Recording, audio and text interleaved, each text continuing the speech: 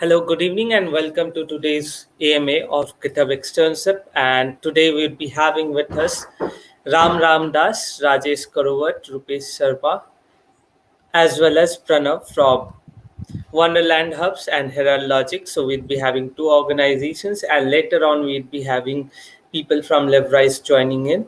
So once again, there's a good news for everyone. I hope it has already reached you all. The last date for application submission has been extended till 30th of May. So for the same, to prepare well for the applications as well as proposal, as well as you would soon be receiving the template for the proposal submission from our side before to end of the day. So with this, I'll just like to call upon the guests for today. Hello, hi Ram. Yeah, hi Kaushik, and hello friends. Hope you're all doing well. Yeah. So shall we just begin?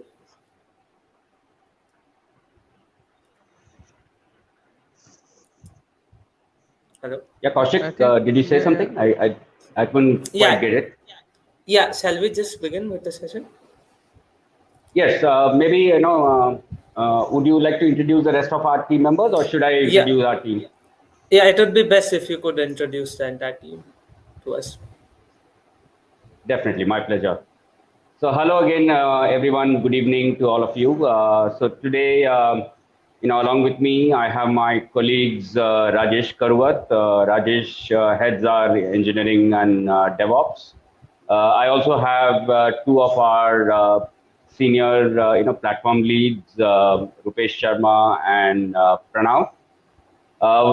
These team here, works across two organizations which are essentially part of the same, group, Herald Logic and Wonderland Hubs. So just to give you all a little bit of an overview and about, both Herald Logic and, Wonderland Hubs. Herald Logic was one of the first, probably first 3 or 4 startups to be incubated at IIT Bombay, way back about, 20 odd years ago. Even before the startup ecosystem was established in India.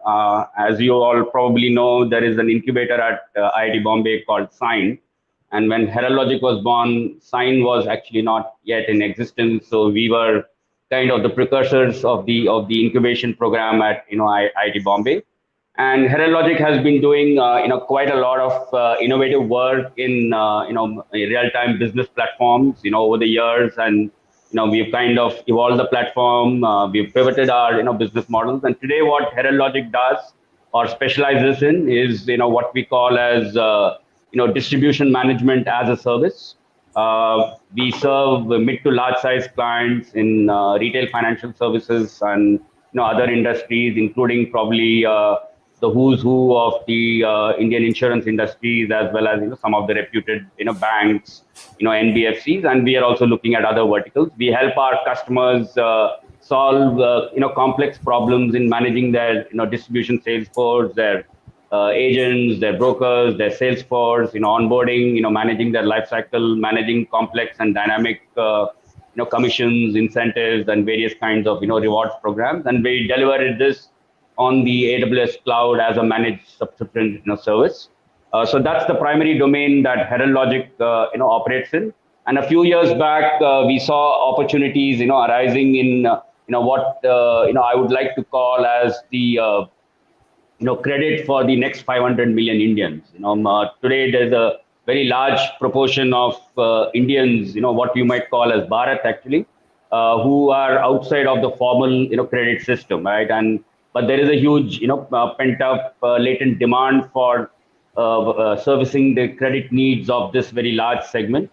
So that's how Wonderland Hubs was born. And what Wonderland Hubs, does is, providing a whole digital lending alternative way to lend, to help our customers lend to these segments. A large majority of them not having a bureau history or a credit bureau record and so on. And therefore, you need a lot of innovative ways in which you can use different types of alternate data to do risk assessment, scoring, and to be able to facilitate credit. So that's the domain Wonderland hubs operates in. So across both these domains, we have a team of about 70 or people across the platform and clients, client onboarding, client servicing. And over the last 12 months, especially, what we have been kind of reimagining is what is going to be the new kind of a business platform for the next decade, right? And over the last 12 months we have laid a foundation for what I would call as a no code real time business service platform that underlies the foundation of both these domains that Herald Logic and Wonderland hubs operates in.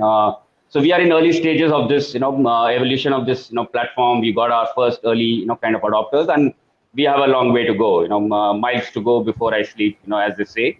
But we are very excited with some of the work that we have started, and particularly we like to thank GitHub and Incubate IND for this opportunity, this program to kind of extend what the work that we are doing into a broader community. Get students like you excited about some of this stuff. And two projects which initially when we were developing as part of this new generation platform that we are building at Herald Logic and Wonderland hubs.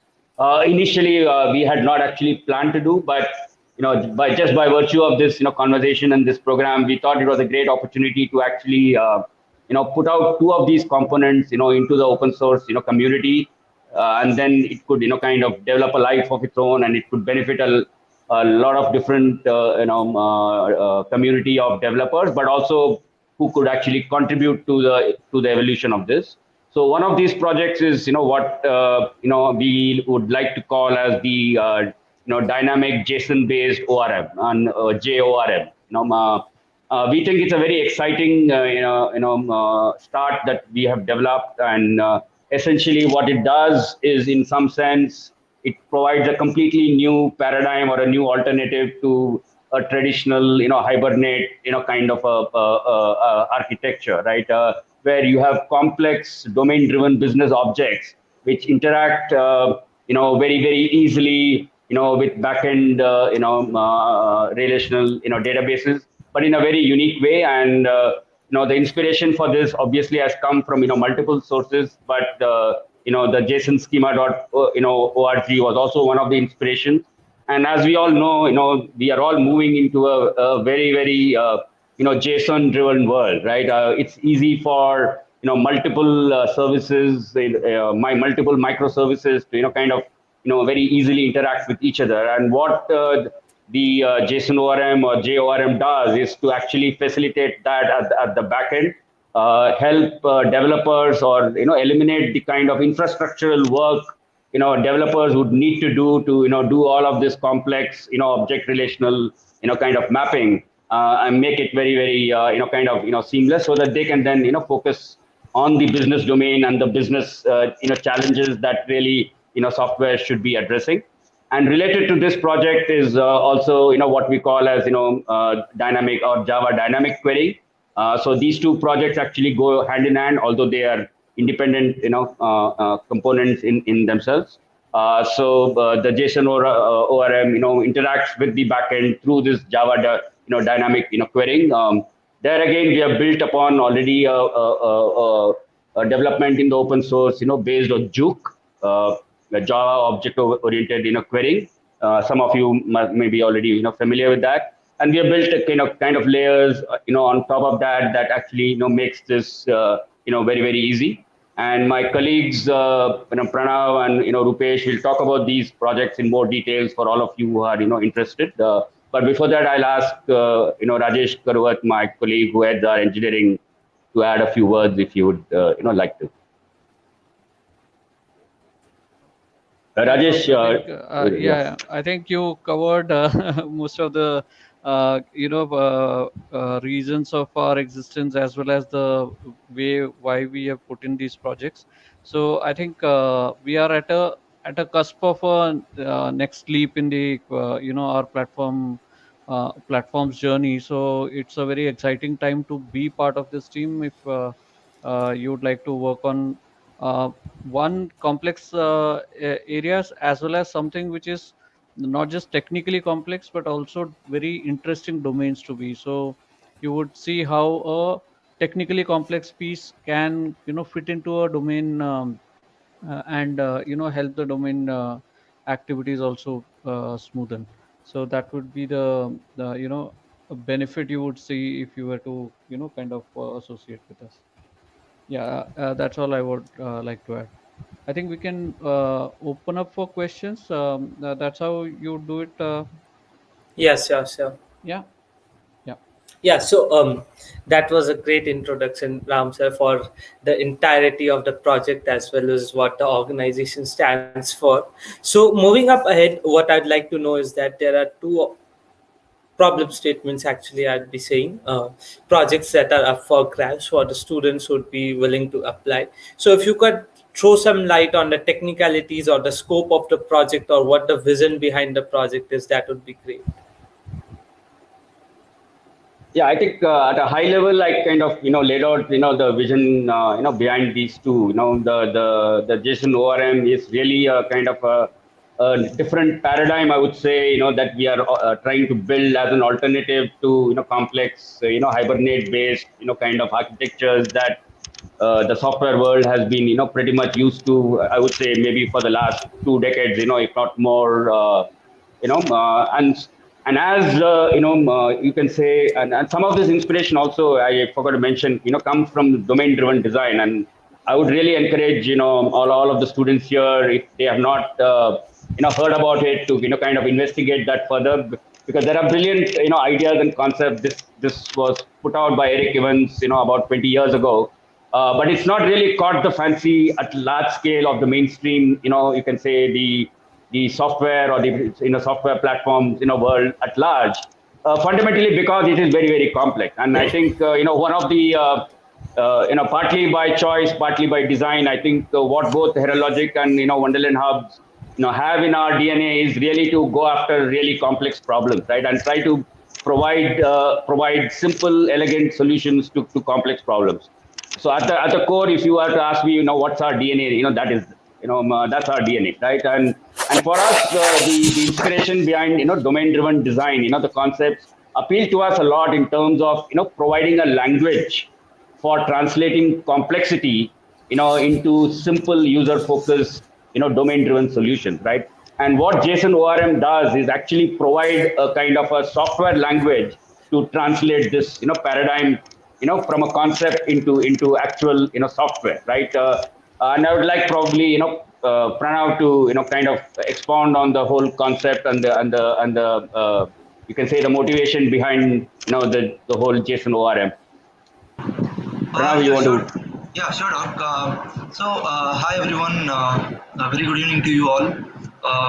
So let's get started with the base. So we actually have the JSON ORM in two kind of levels. So the first one being the utility that Dr. Ram had mentioned. So it is the Java dynamic query. So this utility is actually the foundation for our JSON ORM. So what does this utility do?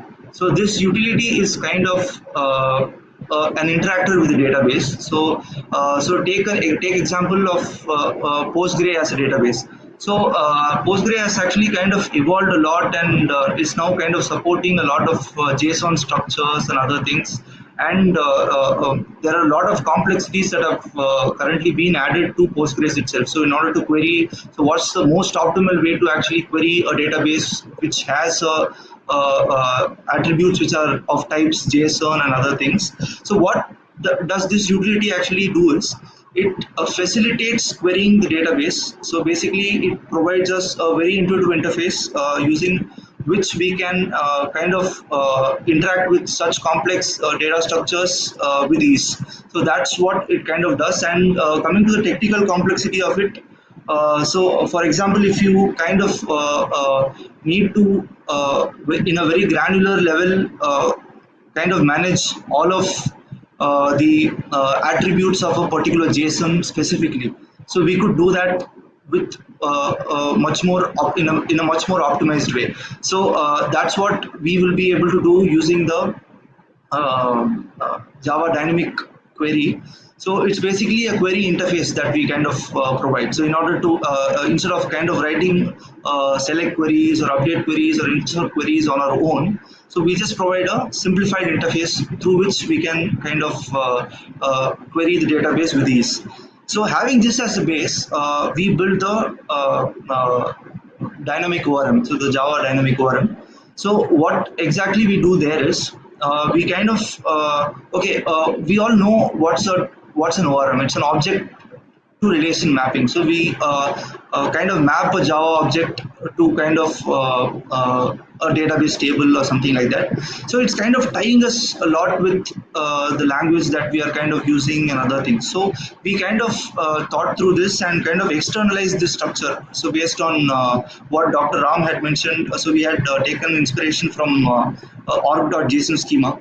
So basically from there we kind of externalize this particular schema, and this schema is to be we are now kind of mapping a JSON to the object now. So a JSON could be it could be in a much complex way, right? So for example, assume that there are multiple columns in a particular database table, and each column is a JSON by itself.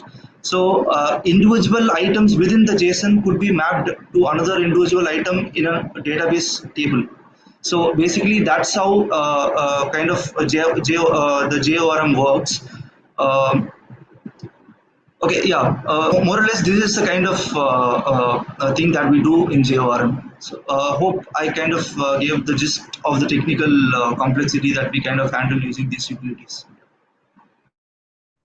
So there are some questions that have come up in the chat. Maybe we should start looking at those.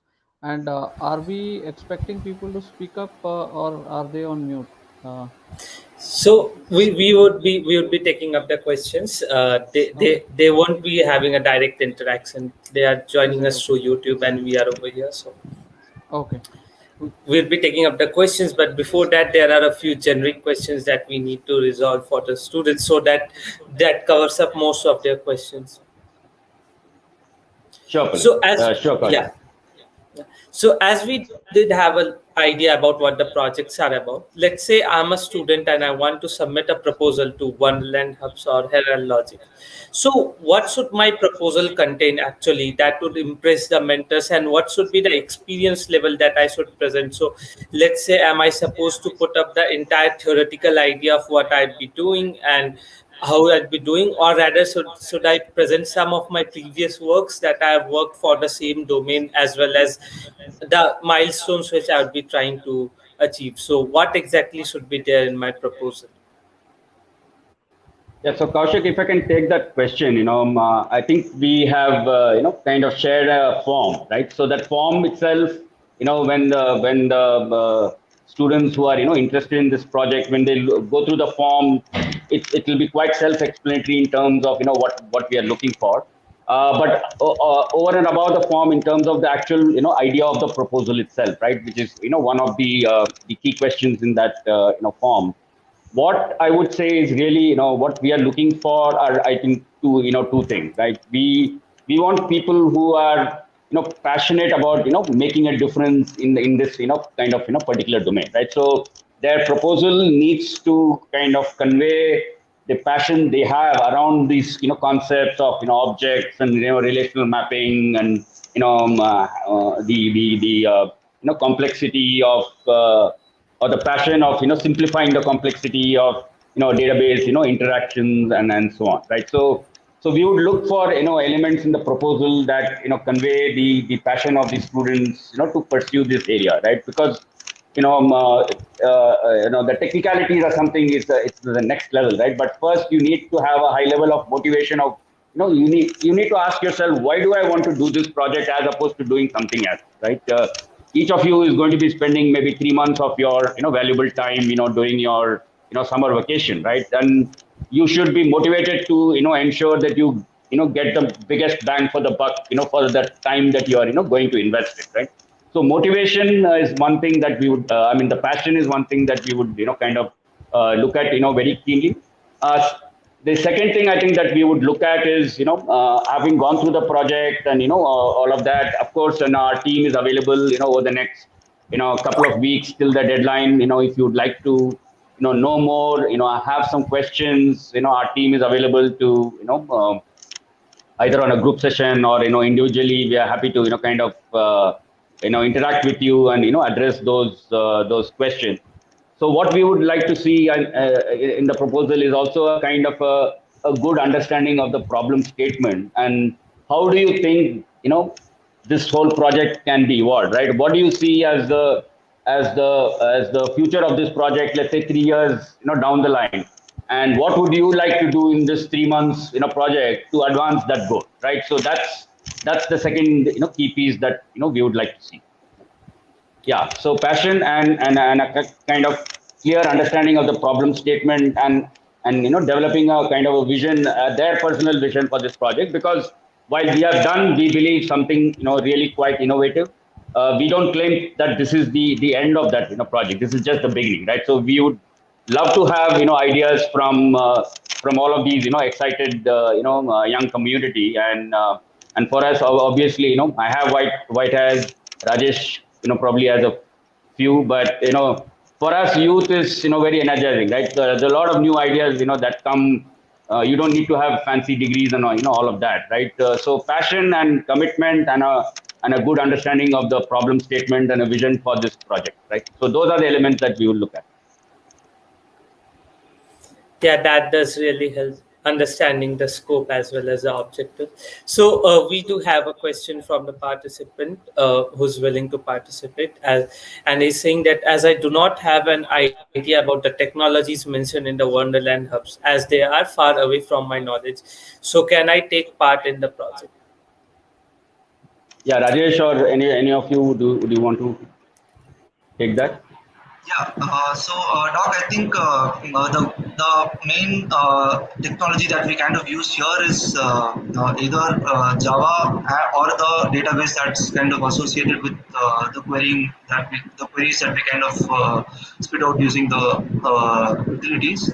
So what I would say is, if technology probably might not be a hindering thing. So if not Java, if you know Python very well and you could easily cope up with Java, then I think for sure you could kind of join. And if you are kind of not very much in tune with programming at all, and I think that's when I think we'll have to think. Otherwise, I think even if it is Python or during the college days you had another kind of programming language which you kind of like very much, for example JavaScript or something, and now if you want to take it further, if you want to learn Java and if you want to get involved in this project, yes, you are welcome according to me. So the main thing is you will need to know basics of programming, and you should have worked with any programming language.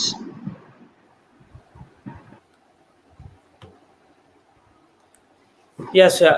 Moving up next, we do have another question from a participant, which I think has already been answered by the previous question. Is that what basic technology do we need to know for Wonderland hubs, GitHub Externship? So I hope the previous one answers it. If you have anything, please do add to it.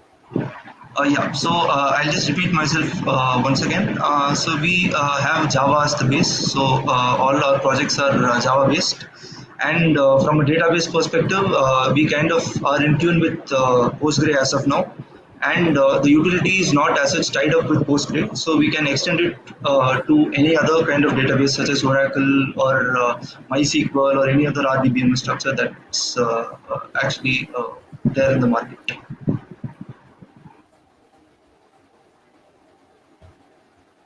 Yeah, so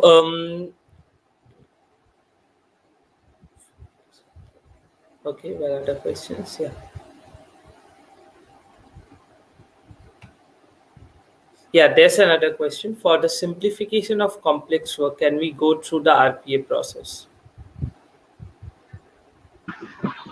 Yeah, Okay. I mean, yes.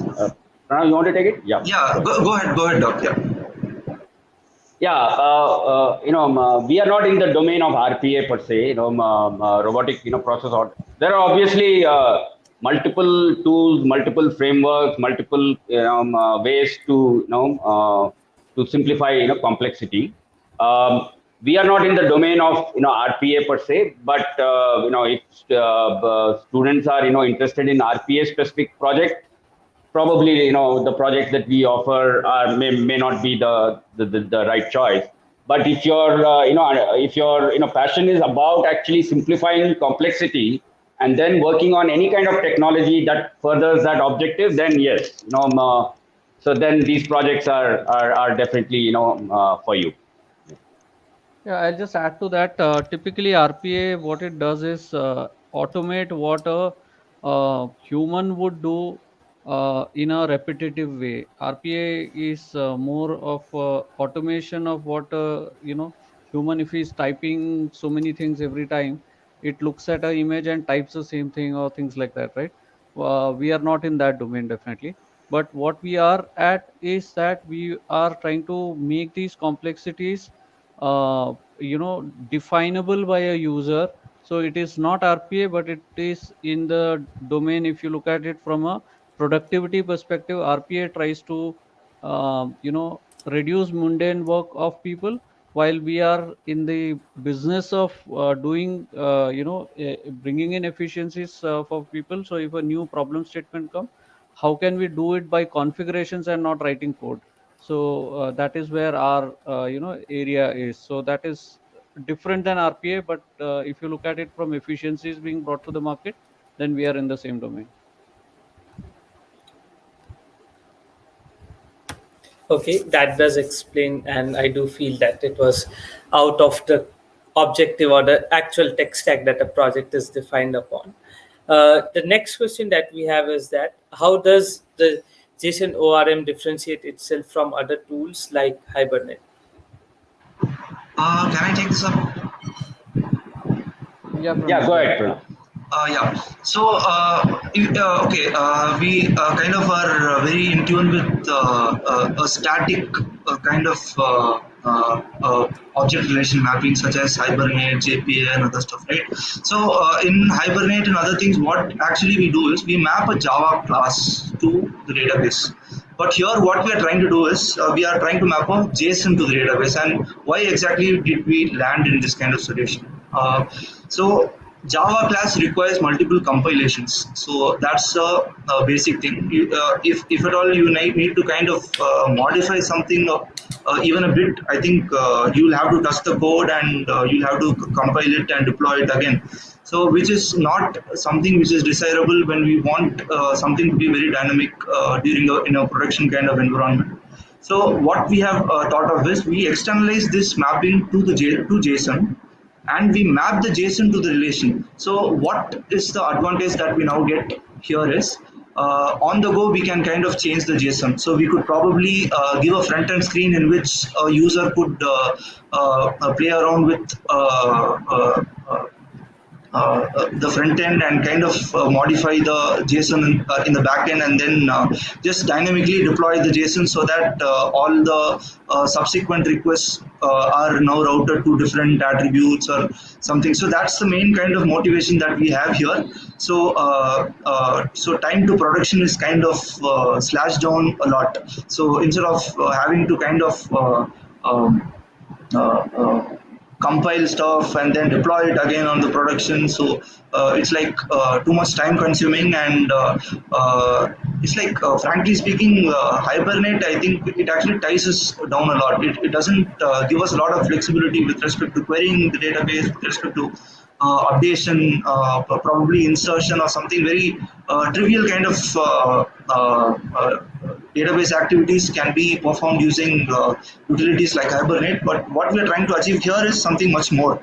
So you can probably kind of query in the most what is that in a very complex kind of query could be kind of achieved through the JOM itself. So basically, that's what we are kind of trying to achieve. So for an example, if you want to actually take joins basically from multiple different tables, and then just produce the data as a single unit in the front end as a single JSON or something in a select query. Probably JOM would be a much more useful utility than going with Hibernate or something. So basically this could handle much more higher complexity than what Hibernate can handle. And also what it can do is it just extracts the schema and outside the scope of the code, which helps us go live very quickly. So Rupesh, do you want to add something? No, no. I think you covered it all. I was explain why did we come at this point. So in our organization, so we had a kind of dynamic requirements. Okay, so so initially our client, our this our system was the, for example, the fields in the request or the in the database, they were not very static. So in very frequently new fields in the database used to come. So that at that time, when so earlier we were using a simple database queries to query the system. Then at that time what we realized that uh, the time to production, as Pranav mentioned, it was lot actually. So then we realized that why not have something which will on the fly, using which we can uh, query the database and then send back the result to the end user. So that's why found this organization, and then we on the top of that we built this jom library. And then it just not only queries the database. Okay, so it queries the database, and the same schema you can use to return the data back to the user as well. So you can define the schema so that it queries the database, and the same JSON schema can be used back to send the request to the end user in the same the format which you define in the JOM schema. So that what we also, the another use case of this JOM schema is. Yeah. Yeah, if I'll just take 15 seconds to add to what Pranav and Rupesh just said, right? If you actually trying to turn the table over on its head, as they say, right?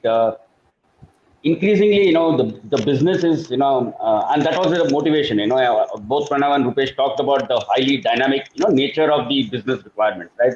And the pace at which this is changing is only increasing, right? It's not going to decrease. It's not going to remain static or decrease, right? The pace at which the business requirements, are going to evolve is only increasing, right? So the vision really is to put it into the hands of the business users, right? So that's really our motivation or ambition, right? To instead of software development being the prerogative or the autocratic rights of the developer community, can we actually make empower citizen developers, right? Business people who understand their business, know what is changing on a day or basis.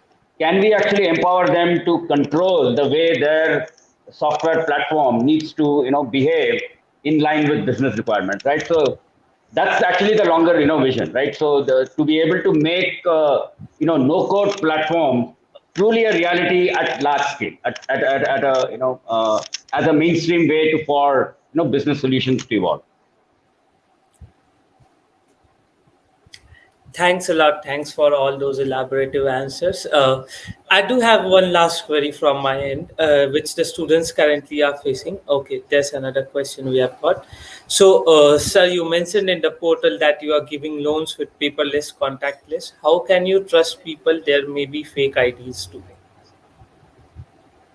No, it's a very good question. It's it's a simple question, but there's no simple answer to it, right? So you have to have multiple ways of digital identity verification, fraud analysis, and so on. And this is always going to be a kind of a catch-up game, right? So the more you evolve this, more people are going to try and see find their ways out in terms of fraud and so on. But yeah, today a lot of this makes it possible, right? So you can triangulate multiple pieces of data, right, which you are getting from independent sources, and then you can have a model that establishes the consistency across these data points, and if it's not consistent, then you flag it as a suspicious or potential thing, right? So there are a lot of ways in which this is evolving, but yeah, I mean there's a lot more work to do on that front. Yeah, but it is already happening. This is reality. One of our clients has cumulatively disbursed over 100 crores just in the last few months, while all of this COVID pandemic is actually going around, right? So it's actually reality, right? It's not just a concept or a proof of concept, right? It's actually in reality, people are disbursing loans through these kind of platforms and mechanisms. Yeah, just a quick example, if you will. Video KYC is just one example, which is very, very simple to kind of, relate to. And you cannot, fake it, because you will come on video. It will triangulate with, let's say, your Aadhaar photos or your PAN details and other things. And that itself is a good mechanism by which you can remove, fake. Obviously there are people who will be smarter and then figure figure ways out, and we have to be ahead of the curve. Yeah. I thought on chat there was one more question for Yeah, yeah, database. Is yes, there yeah. any? Yeah. Yeah, so the question is, for database, is there any particular requirement, or it can be any form of database? Yeah, I would like to take this question. As I mentioned earlier, we don't actually tie up with or tie our utilities with any specific database. So as of now, our requirements is for Postgre, and the utility can be extended, and I think in the course of future years will be extended to any relevant RDBMS database structures that are there in the market. Yeah, in fact, that itself I think is a good project idea for people, students who want to actually get into this project. They could look at using this, extending this, building the additional libraries or whatever is required to whatever database of let's say MySQL or any other databases that they may have more proficiency or familiar with. So that itself could be a potential problem statement for students who are looking at this project. Yeah, sure, sure. So with this, I do have just one last question. Since the entire education system is currently work from home basis, that is virtually considered, so how much time do you think that the interns who would be selected, or if they are selected, they would be required to devote per week on an hourly basis? Yeah, I think if you are passionate about it, I think hours should not count. That's my fundamental answer, right? If you are passionate, we want people who are passionate about this problem. Don't count your hours, or don't count the beans, as I say, right? But having said that, I would think at least a commitment of somewhere around maybe 20-25 hours per week, right? And I'm assuming that this is the summer off kind of period, so there won't be a lot of it's between the third year and their final year, right? So there won't be a lot of classwork that's kind of going on, so they would probably be able to devote a lot more kind of time to this. Yeah, but I would say if you can devote about 20-25 hours per week, I think you will be able to do something really substantial, which you can be happy about, which you can be proud of, and if it's something that is really productive, right? It extends the boundary of what is there already, and benefits a larger ecosystem of people who are interested to take this direction, right? Pranav, Yeah. Rupesh, is that a fair commitment in terms of what we would expect? Yes, Dr. Ram. Yes, I agree with you. Yes, sir. Yeah. So thanks a lot, Ram, Rajesh, Pranav, and Rupesh, for joining in and sharing your wise words for the students, so that they get well prepared for the steps ahead. So definitely looking forward to having you with the students and working around with them. So thanks a lot. If you do have any last words, please do put up. No, absolutely. No, it's our pleasure. It's the first time, as I said, that as an organization, we are explicitly, taking part proactively in this whole, open source community, and especially, with the student community in particular. So we are also very, very excited. with the possibility. Of course, this project is just the beginning of a journey, right? And students who come into this project and interact with us, we do believe, and that there could be a long-term association that we could develop, right? So beyond that goes beyond just the duration of this project. And if they would like to kind of build an exciting career in line with the vision of what we are trying to do, that would be very very exciting as well. Yeah. So thanks a lot. Thanks again for joining in. Yeah, thank you. Thanks, Yeah, Kaushik. Thanks, everyone. Have a good evening. Look forward to your interaction. Yeah, thanks everyone. Cheers, guys. thank you. Bye. Bye.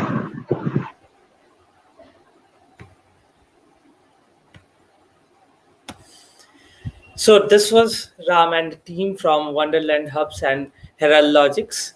Next up, we have with us Rodion and Katrina joining us in a couple of seconds from LevRise. We'll be having them, and to prepare for the questions, if you are looking forward to any questions and answers or any specific details from them, do put your questions into the chat section. So with this, I'll just call upon Rodion and Katrina.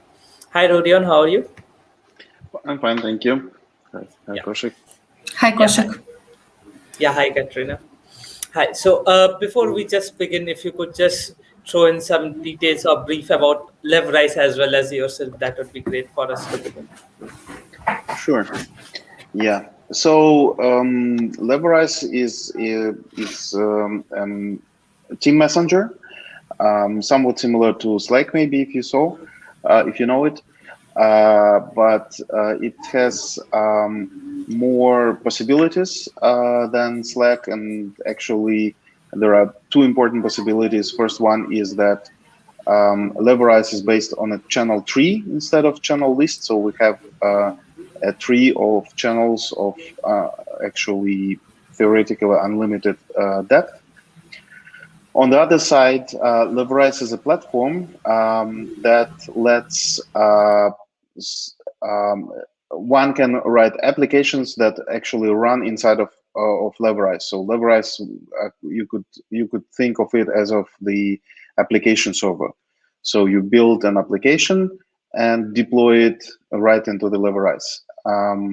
Applications are written with Groovy, and this tight integration of apps inside of the messenger lets do much more than you could do if you were integrating via API, some REST API, for instance. So basically, you can add new channel types, you can add new, you can show specific dialogues, you can create new workflows right inside of Leverice, create new channels, channel trees, branches, and so on. So yeah, in a nutshell, this is what makes Leverice different. Okay, so what else can I add? We are about 2.5 years old. Our headquarters is in the United States, in San Jose, and we have some presence in Western Europe. Our development team is in Eastern Europe and Belarus mostly. Total, we are about 20 people. That's it, I think. Any questions? Or maybe Kaushik, maybe you could help me what I should add. Yeah, definitely. That does help us know what the entire organization is about. So moving on next, what the project that you're looking forward to for the next couple of months, that is the externship period, what would you be looking forward in terms of development? What are you looking forward in terms of project, and what is it that the students would be working upon? If you could elaborate and throw some light on it. Right. Okay. So what we're looking forward to is twofold. On one side, so there are two types of projects we can be thinking about. On one side, we still want to have much more integrations that we have now. Currently, our messenger has integrations with Jira, TeamCity, GitHub, Jenkins, Zoom, and Jitsi. However, we also have a general webhook, which lets other custom applications be integrated with Leverice. But we are looking forward to integrate with GitLab, with Google Drive, with Bitbucket, and others. So this is one thing, integration. And when we talk about integration, since, as I said, these apps are running right inside of Leverice, they can really do a very tight integration so that it really fits like a glove. So it's not like just sending a message from an external system, I don't know, Bitbucket into Leverice. It's more about interacting with Bitbucket through Leverice, for instance, as an example of Bitbucket, but the same is applies to other integrations too. And another thing is that our platform is used quite often by online learning providers. Yeah, because one of the reasons is that online learning providers, they have some specific special requirements for a messenger they're using, and usual messengers don't fit them well. So, and since Leverice is easily customizable using apps running inside of it, we have several applications that customize, that transform Leverice Messenger into quite specific e-learning messenger. So this would be another interesting area of projects to add functionality, or maybe create completely new applications to assist e-learning industry, or generally educational institutions to think about, for instance, create assessments right inside of Leverice, so that the tutor can start an assessment and students can respond to questions right inside there. Or I don't know, actually this second part, we are actually looking into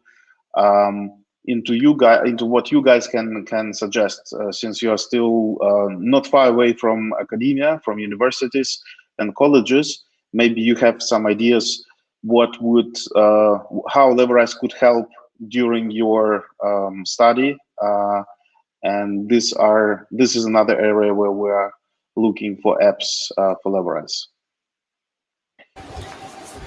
Yeah, Okay. definitely that does help understand what the scope for the project is and what all possibilities that the students can come up with.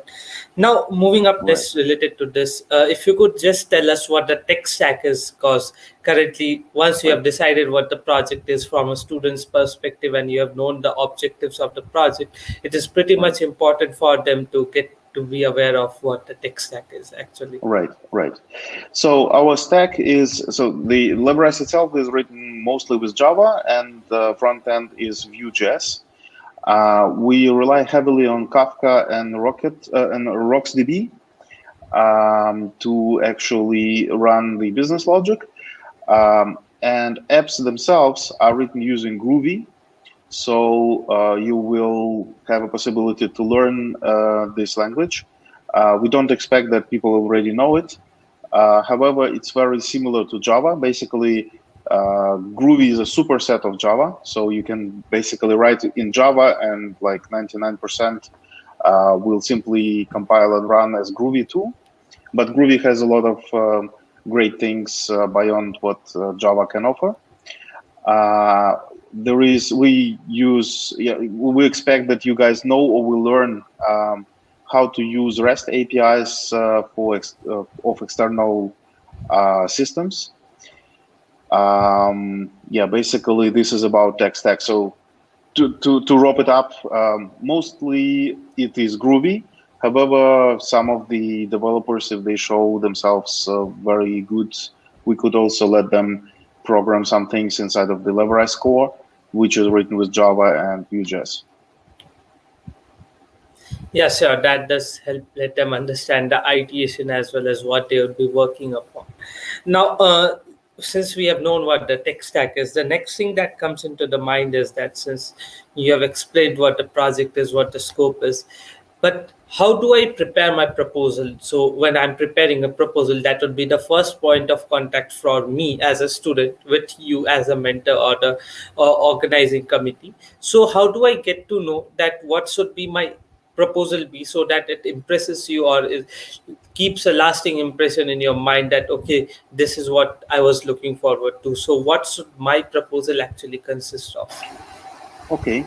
So yeah, well, your proposal should show that you can think out of the box.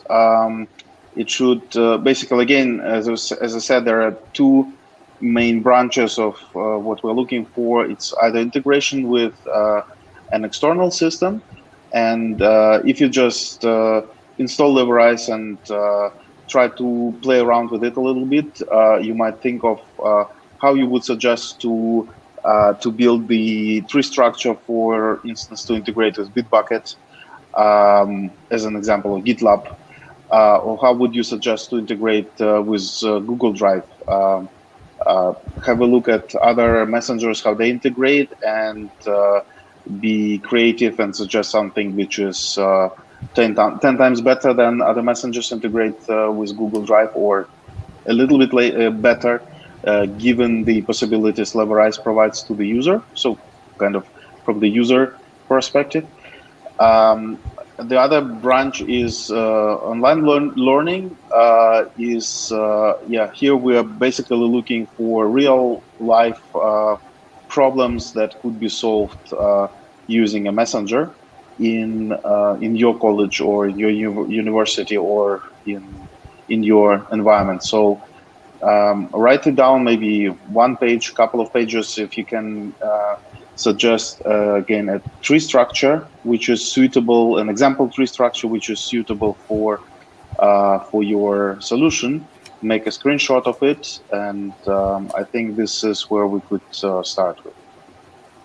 Yeah, so basically opening up the entire perspective from a student's perspective on what they could assume and what they could have to explore their possibilities as well as potential. So that does help a lot. Now, let's say I have been proposing a proposal. I'm just creating, I've just curated it. And at one segment, is it necessary that I also put in certain examples of my previous work, which I have worked on related to this domain or the tech stack that I'll be working upon? It could be a plus, but this is not necessary. Okay, so, that does help. Yeah. So moving on, next we have got a couple of questions. So let me just, we've got a question. What kind of projects do we need to do for LevRise, and is there any particular template for the proposal? Yeah, the first part I think I covered, hopefully, and second part, there is no particular template. Yeah, so be creative. And, yes, that does obviously answer. The next question that we have got is that, sir, in your project detail, it is written that you want to automate your workspace operation. What kind of operation specifically will be there? It applies basically more to e-learning space. Again, we have in learning, in education, we have some processes like, for instance, process of assessment could be a good example, or I don't know, process of submitting the homework, or organizing work in groups of students. This is kind of workflows we are looking for being automated with or assisted by Messenger. So, but this is just example. So, like, if you have a real life problem, maybe talk to your tutor at university and ask him or her, what would you love to be able to do with the Messenger? To organize, basically, many things can be done with any messenger. You can use WhatsApp or Telegram to communicate with your tutor, but try to stand into tutor's shoes and think how he or she feels when she or he has lots of channels with lots of students, how to make their life easier. Think of that. Okay. Does it make sense? Yeah, definitely. Are there more questions? Yeah. We have got one more question. If we are having a knowledge on Java, some of the prior knowledge on the programming languages that could help as the base of the area of working in the project. So basically, he's trying to understand what are the areas in Java that are actually implemented over there, and you actually deploy the code on, so that it helps them understand as well as have some pre-work knowledge on it. Yeah, well, we are ready to work with different candidates. I think it is more important how people think, how creative they are, rather than hard skills. We are all young and we can learn things fast if we are fast learners, quick learners. So we are looking for quick learners and creative people, and hard skills are less important. I will tell you what you will be dealing with. As I already said, it's Groovy, Java, maybe a little bit of Kafka, definitely external APIs via REST. But also you will learn about the continuous deployment. You will learn about, or you will have to learn, or maybe you already know it, which is good but not necessary, is unit testing, of course, and inversion of control, similar to Spring and stuff like that. But again, it's not extremely necessary. So if you don't, if you can write with Java, I think it is enough to actually start doing something. We will screen, we will look at the project proposals. We will talk to candidates and see what their knowledge is, and then you guys will be assigned to our mentors in the team who will help you to, who will teach you how to do the rest. So don't worry. Yeah, so one last question that we've got is that can you go into a little more detail as to how the integrations have been made, or how a sample tree diagram for the integration looks like? Okay. How can I do it? Shall I share my screen and show something? Yeah, definitely you can do that. So let me try. Do you see my screen now? Yeah, just adding to the stream. Yeah, it's completely visible. Okay, so here is, for instance, an example of, let me show it. Here is, for instance, an integration of, an example of integration of Jenkins. Like many messengers have integration with Jenkins, where they simply list events that happen in Jenkins. But in our case, if you switch on integration Leverice with Jenkins, you also will have a full structure of the projects you have in your or folders you have in Jenkins, and you can let's say concentrate only on builds which are concerned with some specific job, for instance, stuff like that. So this could be an example of how the tree structure could look like, and you can see that we use various icons depending on the latest build of the job and stuff like that. This could be one example. Jira is not where our Jira integration is not very good example because it doesn't have a good structure, and probably this could be one of the could be a proposal, for instance, to improve our Jira integration and make it more structured in some way, so that people can see not just a list of issues they've been working at, but with maybe some structure. Think of what this structure could be. Okay, and yeah, other examples could be,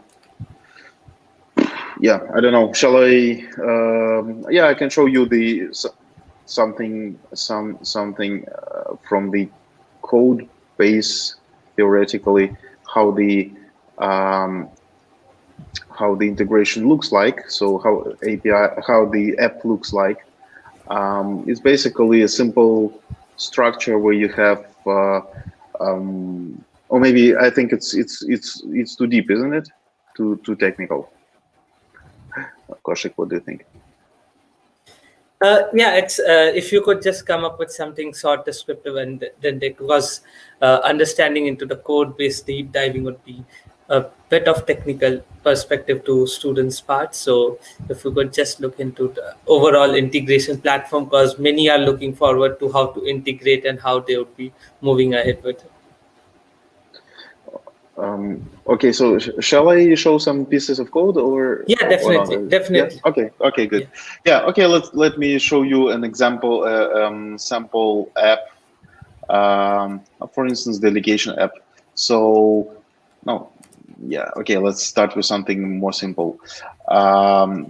It's quite so. When I say Leverice is a messenger where you can write apps and run inside of Leverice, it means that so basically you create a so-called Groovy script and define new commands for the messenger.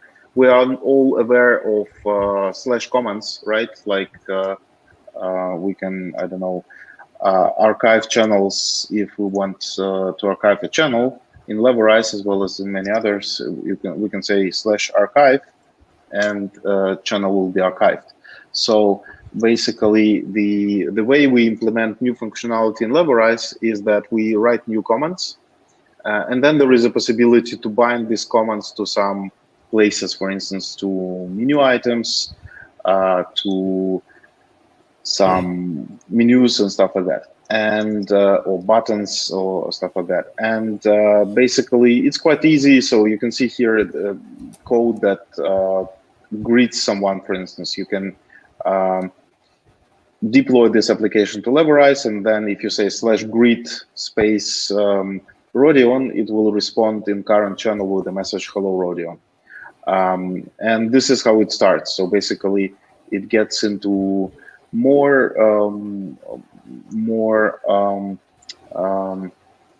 into stuff where you can, let's say, create buttons which are connected, some control elements which are connected to a message, like here.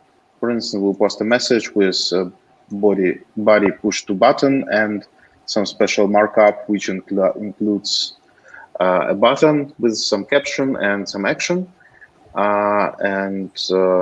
Yeah, so once someone clicks on this action, another command, this command call me will be called, and something will happen. So basically, it's quite straightforward and a lot of fun. And as I said, we will hold your hand, and you will have a specific mentor who will be helping you to implement all that stuff. Yeah. So, is it fine if I take one more question? Because sure. Yeah. Thanks. So one question is there. If we are having any idea and possibility of implementation, can we just propose those without having any background research and possibility of implementation? Sure. Yes, you can. Okay. We will judge based on your creativity. Even if something doesn't seem to be easily possible, we are ready for challenges together with you. Let's look at if the idea is good, there will always be a possibility of implementation. Yeah, sure. So basically, the app makes calls to REST APIs of the service. Is it correct? Is someone want to ask? Apps can make REST API calls to external services. That's right, like to GitHub, for instance, or GitLab or Bitbucket or whatever. Yes, this is right. It can also act as a webhook to other services. So you can generate a webhook which you can then put into some other system and into, again, let's say Jira. And when Jira generates some events, your application will be receiving those events.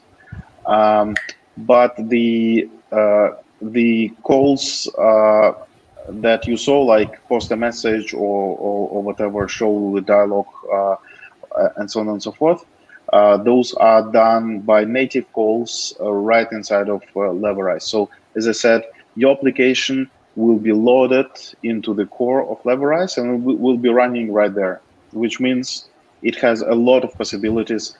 If we talk about previous question, whether something is impossible to do in Leverice, it adapts. There could be something impossible. Well, first of all, we can add more functionality to API if something is impossible yet.